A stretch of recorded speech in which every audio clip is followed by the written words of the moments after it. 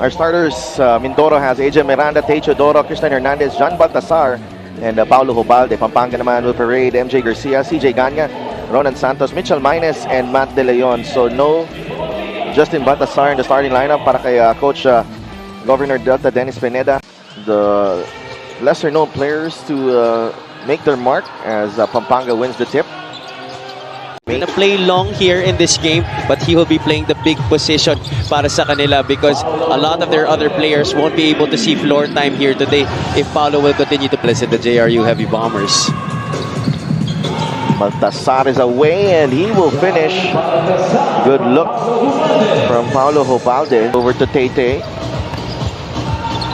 Good job by Mindoro finding the open man. It's Paulo Hubalde with his second three. Well, it looks like now he's playing more of that para kay Coach Butts this season. When Paulo Hubalde came in, how will he be able to utilize these three guys and get the most? There's AJ Miranda. Hernandez with a jumper. That's good. From Santos. Take a look at this play from Miranda to Hernandez. Knocking down the jumper. The rebound. Mines leading the break. Gives it up to Ganya. Trying to find De Leon. Ganya recovers. Garcia. The crossover. The sidestep and the finish. That's one thing that Mindoro has been able to prevent. Baltasar gets the long rebound. Hubalde again. Holding on to the rock. Hubalde with a jumper. No. And Miranda tips it in for a 12-point lead. Even after this drive, galing kay MJ Garcia. Miranda, nobody boxing out. AJ Miranda, and that's an easy two for the Raymond to Encho Serrano. Got the step. Binigay kay Sanggalang for two. That time, nobody helping them. But here you see Encho Serrano attracting Christian Hernandez, and the late from Hubalde just thirst to the shaded area. Dayo on the move, and that's off the glass and in. Late, allowing Luis Sanggalang to get the 2 points, while JB Bajío just getting the contact from Paulo Hubalde and finishing the 2 points. 15-7 enters the game and misses on the three. Benuya with a hard drive to the basket. Raymond Benuya putting it in for two and getting the foul in the process. Fleet-footed guard of the Giant Lanterns. Imagine from being one of the guys at the bottom of the bench para sa Pampanga. Benuya, linabas muna. Encho Serrano is open for three. Too deadly to leave Encho Serrano. Polonio, Benuya. Bagsak kay Sanggalang. Sanggalang with a jumper, and has taken his basketball program to another level with putting together this team that they have here. Jimenez for three. That's good, and that ends the dry spell for Mindoro. And with the offensive rebound, Sanggalang. Apollonia, quick pass underneath. Encho Serrano. You see the lamang ng Mindoro. Here's Serrano inside, and Encho Serrano on attack mode as soon as he came into this ballgame.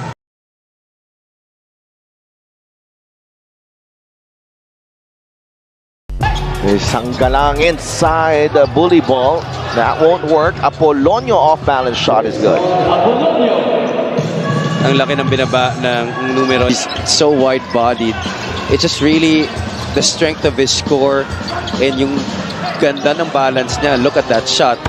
He's so squared. His shoulders are facing the basket and his base. Now it is in his arsenal. Encho Serrano.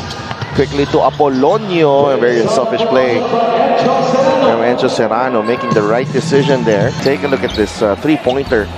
Galing kay Encho Serrano as Hubalde went under that pick. And Serrano making back-to-back plays here on the offensive end. Miranda.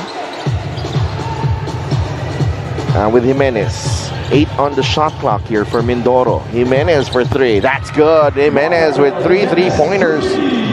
in the ball game. 9 points now. Here against the Mindoro Disiplinados, he has been the main reason why they have been able to keep it step so far. And you mentioned having yung conscious effort to dump that ball inside the paint, and that has worked wonders as Hernandez got the better of Baltasar. Here's Miranda down the middle. Ajem could not finish. Hernandez with the offensive rebound, and Mindoro play. Not too much passing there from the Giant Lanterns, leads to a turnover. Teodoro on the break. Pasok yan para kay Tete Teodoro. It's raining 3-point baskets here. It's at Binigay kay Miranda. Here's Ajem to Dada. Oh, Hernandez picks it up and puts it in. right in the nick of time. I felt that was already the right pass, already wide open for Cristian Hernandez, but buti lang he got the offensive rebound and the putback. And Baltasar right there imposed. Doesn't matter which opponent that you're going up against, but you want them to play the way that. And lost the handle though. Garcia quickly to Tolentino. Neal with the spin.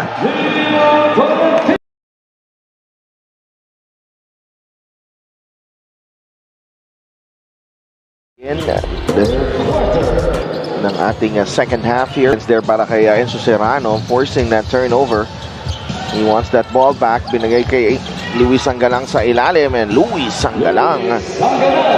Terrific footwork there from Sangalang. Here, that short rebound ni Sangalang quickly to Enzo Serrano. Nakabuelo, binigay kay Apolonio for 2 points. Perfect fast break. You see here, leading the break once again, and then getting the pass right on the money to Jason Apolonio.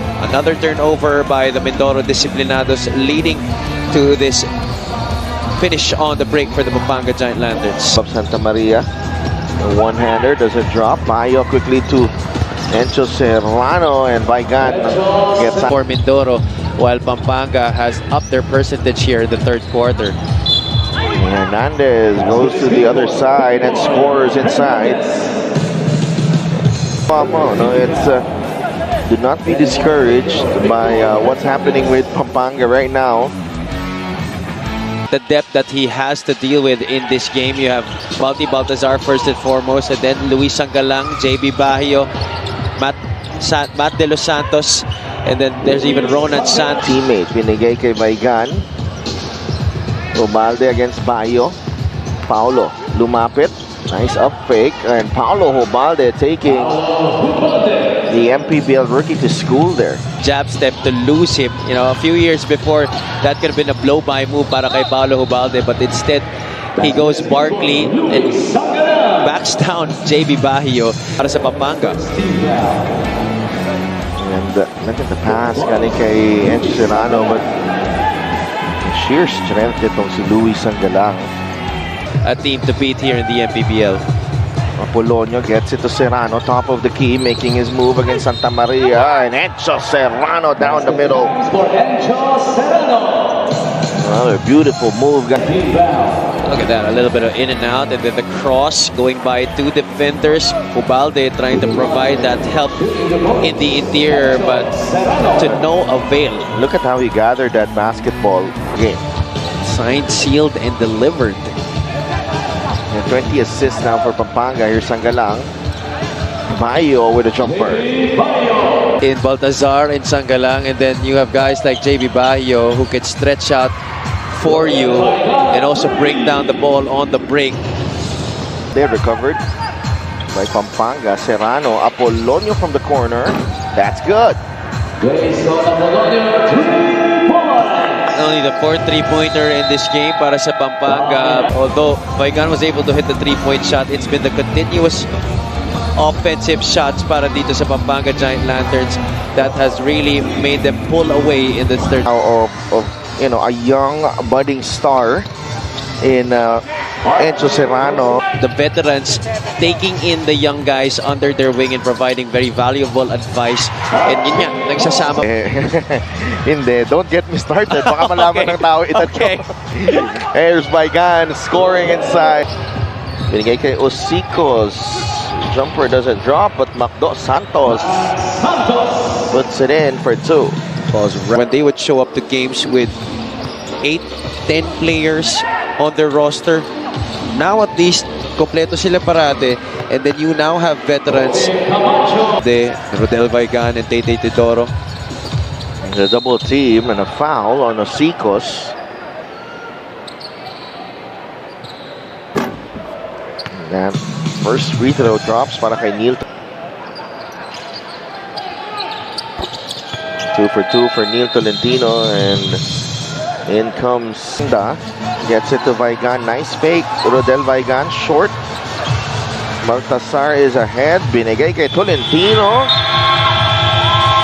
And that will count para kay Neil Tolentino. And Baltasar.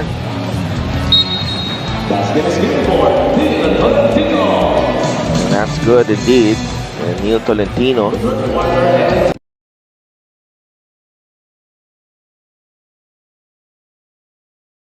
Number 1 spot in the North, no? Although nakikita naman natin the long season that we have here. Yeah, I think this is the longest season that we've had in the history of our league, am I right? That's why a lot of teams really... Quickly to AJ Miranda. Miranda all the way to the rack. Familiar foes in the collegiate ranks. Filipino AJ Miranda going high up and strong against former Letran Knight Luis Sangalang. Sangalang arguing that there could have been a ward off, but we saw there. Miranda misses on the jumper. Osikos gives it up to AJ. Could not finish with Tristan Hernandez right there. That's already 13 points para sa kanilang kupunan. Serrano down low to Sangalang for 2. It's so much of a field day coming from Mindoro. Pampanga has been able to shoot 52 points already inside the paint. Menes scores inside. He has not deferred to making passes on that middle entry.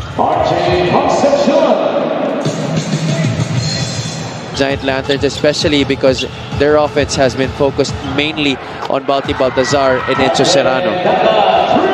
What about Justin Dada finally? Here's Minus.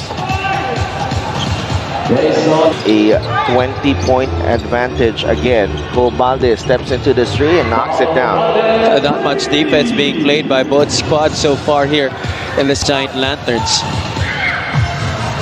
They go to Montero. A good finish from Joshua Montero.